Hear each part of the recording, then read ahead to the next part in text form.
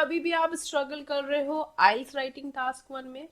जब भी कोई लाइन ग्राफ आता है या बार ग्राफ या pie chart kind of questions आते हैं, तो डेटा जब भी आता है तो you kind of stuck. Percentage को देखते ही आपको लगता है ओ माय गॉड, अब ये आंसर मैं कैसे करूंगा। डोंट वरी, अगर अभी तक आप स्ट्रगल कर रहे थे देन इट वाज फाइन, क्योंकि मैं एक ऐसा प्लान आपके साथ लेकर के आई हूँ या फिर ऐसा मेथड लेकर के आई हूँ that it will take hardly 2 to 3 minutes for you to structure your writing task 1. Hello everyone, this is Fiza from Fiziles.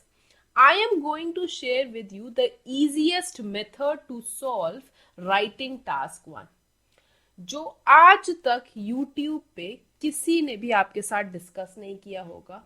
ये एक ऐसा मेथड है जिसको अगर आप इम्प्लीमेंट करते हो अपने राइटिंग टास्क 1 में, तो बहुत ही कम टाइम में आप स्ट्रक्चर कर सकते हो अपना perfect writing task 1 to achieve 7 और more than that. This method is known as sign method. I will discuss in detail about the method and how you can use this sign method to structure your writing task 1. So let's begin without wasting any time.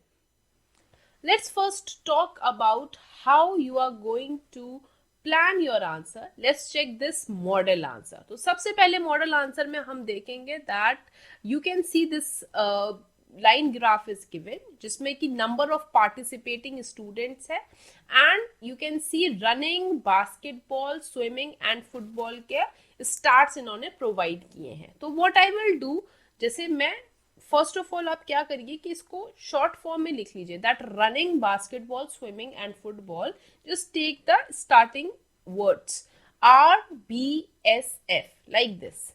You can see R for running, F for football, B for basketball and then S for swimming.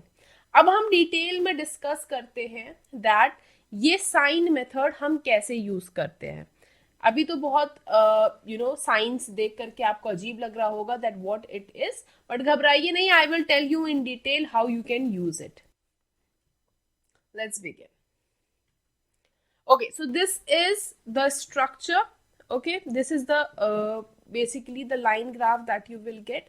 तो इसको अभी divide कर लीजिए आप RBSF, ये इस तरीके से अपने जब आप स्ट्रक्चर करते हो तो आप अपने पेपर में लिखो एंड उसके सामने यू मार्क दीज साइंस। जैसे कि यहां पर आप देख सकते हो मैंने आर के साथ ये एक एरो लगाया है इस तरीके से। That means I am trying to tell myself कि ये राइज हो रहा है और there is a sharp incline.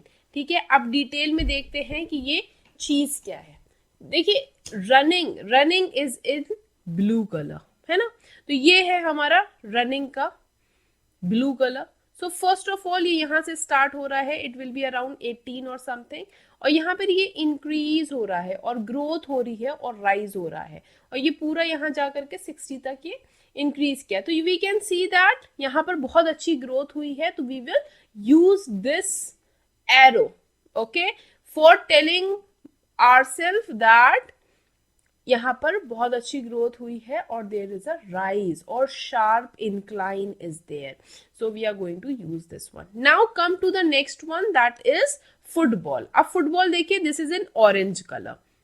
यहाँ पर क्या हुआ है, यहाँ पर थोड़ा सा फ्लक्चुएशन है। You can see this increase again it is increasing. तो क्या हुआ, 60 से नंबर ऑफ पार्टिसिपेंट से चले थे और ये इंक्रीज ही देखने को मिला है। बिलो 70 है but it is still increase. तो क्या हुआ, यहाँ पर एक कांस्टेंट ग्रोथ है, बड़ा है फिर बड़ा है फिर बड़ा है, तो there will be a constant growth. Constant growth के लिए आप डबल प्लस का साइन लगा दीजिए टू टेल योरसेल्फ कि यहाँ पर एक कांस्टेंट ग्रोथ हुई है। Let's move to the third one, that is basketball. Basketball में फर्स्ट आप देखिए यहाँ पर इंक्रीज हुआ है. You can see over here 55 number of participant से ये बढ़ करके हो गया अराउंड 61.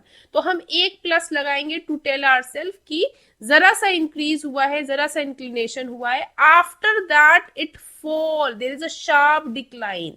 तो शार्प डिक्लाइन के लिए we will use this sign. That means ये माइनस में गया और ये बहुत ही ग्रेटर लेवल पे हुआ है डिक्लाइन. क्या हुआ है? That arrow is telling it is declining और बहुत ही ग्रेटर लेवल पे हुआ है. तो we will write increase initially then sharp decline is there. We can see in green and then finally we can see swimming is there in yellow colour. Swimming में क्या हुआ है? 20 नंबर ऑफ पार्टिसिपेंट से increase किया और यहाँ पर बहुत ही जो राइज है, बहुत अच्छा राइज किया इन्होंने किया है. तो यहाँ पर we will again use this arrow rise वाला, that is this one. And then we can see there is a decline. तो डिक्लाइन के लिए, शार्प डिक्लाइन के लिए जैसे हमने ग्रीन में यूज किया था, again we will use the same sign like this. Okay, so these sign language you can implement when you are structuring your writing task 1.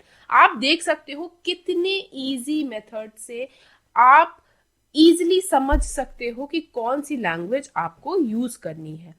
अब इसके लिए appropriate vocabulary, adjectives और adverbs का use होता है. That I will tell you in the upcoming course.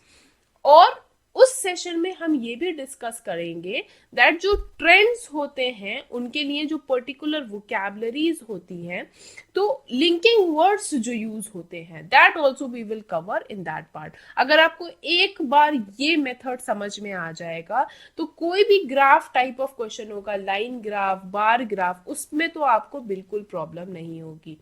आने वाले इस कोर्स के सेशंस में I will discuss in detail about other sign methods also that will clear all your doubt about writing task 1. So this is all. Thank you so much everyone.